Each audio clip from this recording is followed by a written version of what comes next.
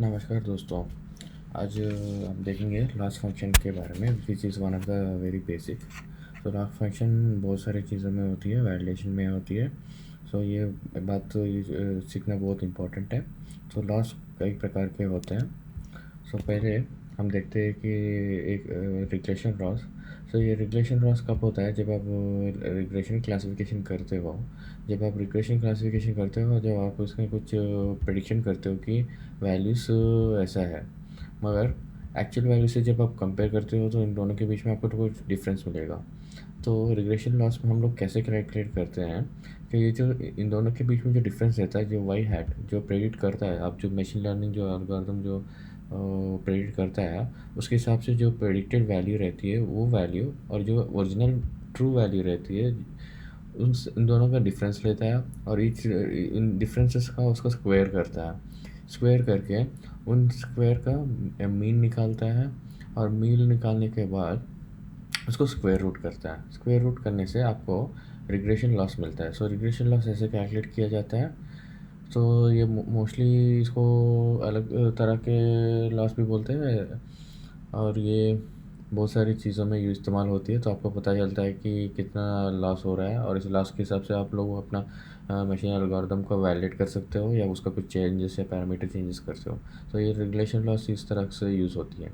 और दूसरी तरह का लॉस होती है, वो होता है एब्सोल्यूट लॉस।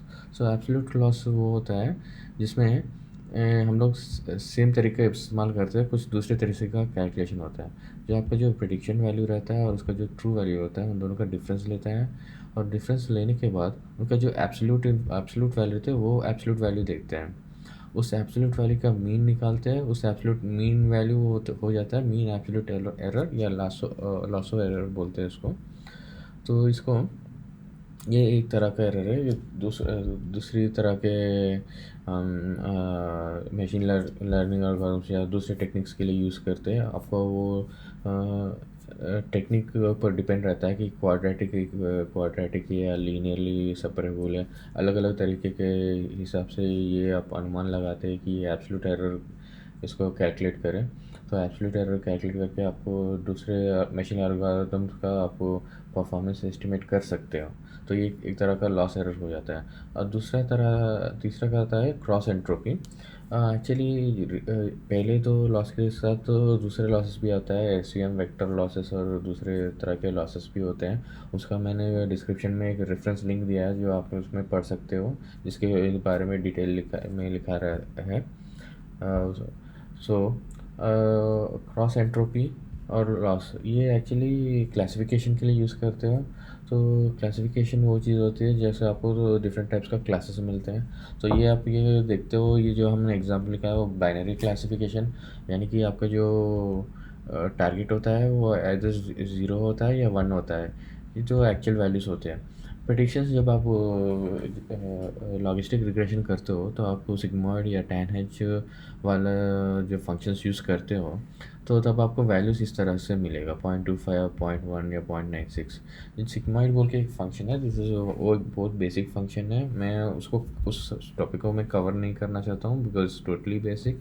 हो सके तो मैं दूसरे एल्गोरिथम्स में उसको कवर कर लूँगा। नॉर्मली क्या होता है, लॉजिस्टिक क्लासिफिकेशन में दो वैल्यूज़ होते हैं, एदर होता है 0 या 1 होता है। इन दोनों में फ़र्क है। कंटिन्यूस फंक्शन लेने आने के लिए हम लोग सिग्मॉइड फंक्शन यूज़ करते हैं और सिग्मॉइड फंक्शन को क्या है, थोड़ा बहुत परफॉर्मेंस लगता है, इसलिए हम लोग दूसरे तरह का क्लासिफिकेशन फंक्शंस यूज़ करते हैं, जैसे कि RELU यूज़ करते हैं, नहीं तो लॉसी RELU भी यूज़ करते हैं, नहीं तो हम टैनेज का भी यूज़ करते हैं। उस तरह के एल्गोरिथम्स के लिए हम लोग क्रॉस एंट्रोपी लॉस कैलकुलेट करते हैं। क्रॉस एंट्रोपी का लॉस ये होता है कि हम लोग पहले ये क्लिप करता है, ये जो प्रेडिक्शंस जो रहते हैं इसका प्रेडिक्शंस का क्लिप करके ये एप्सिलॉन कर ले रहा है। ये एक्चुअली यहाँ पे सिग्मॉइड कैलकुलेट कर रहा है।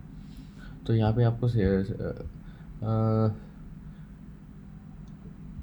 फिर बाद में आप इसका जो लॉस है, जो आपका इसको सम करते हैं, यानी कि टारगेट और एनपी का लॉगरिथम।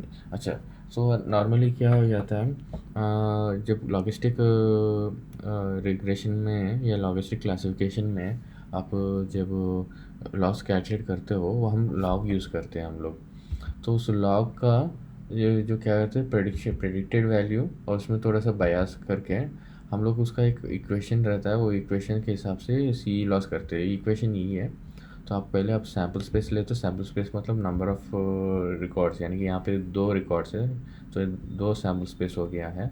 और यहाँ पे आप क्लिप फंक्शन यूज़ कर रहे हैं, यानी कि आप क्लिप कर रहे हैं कि ये 0.5 से छोटा रहेगा तो 0 रहेगा, 0.5 से ज़्यादा रहेगा तो 1 रहेगा, तो उस हिसाब से क्लिपिंग हो रहा है।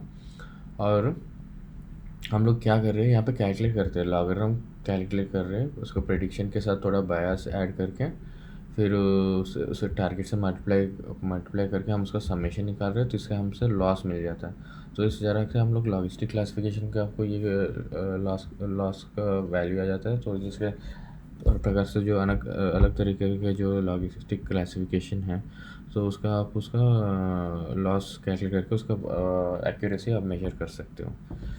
या धन्यवाद।